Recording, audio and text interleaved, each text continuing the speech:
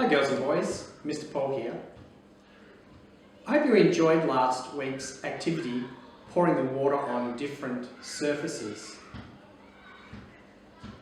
This week we're going to look at what happens to water when it's poured on a hill. What happens to the water and what would happen if we put an obstacle or a blockage in the way of the water?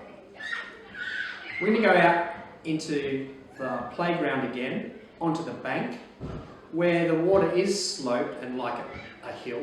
We're going to pour some water down there and make a barrier and see what happens to the water.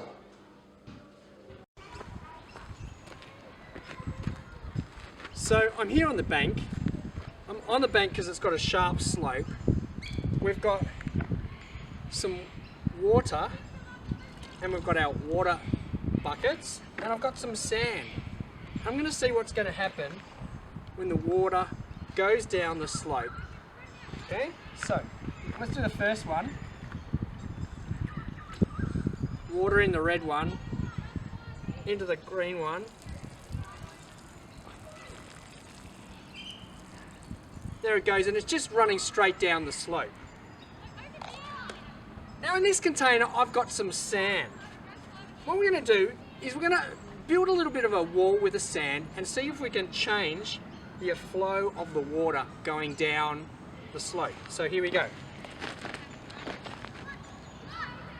Some here, some here, some here, some here, some here. Just making a little wall with the sand. So now I've got a wall here. I'm going to run the water down. Let's see if the wall there is going to affect what happens to the water. Right, here we go again with the water. In it goes. Oh, look at that. It's banking up and then it's just going over to the side of the walls and then running back down.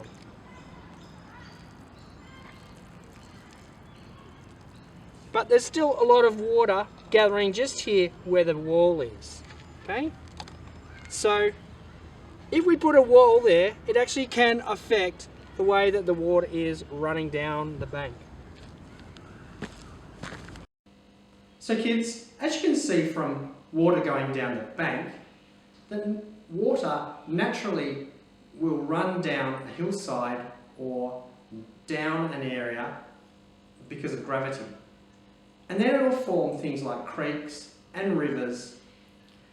But what happens when people put a big barrier across a river? That's when we get a dam forming.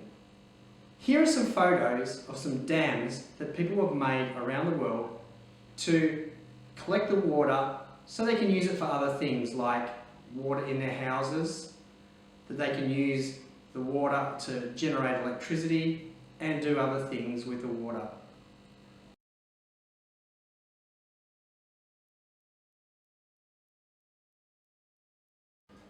I hope you've enjoyed today's investigation and I'll see you in the next video.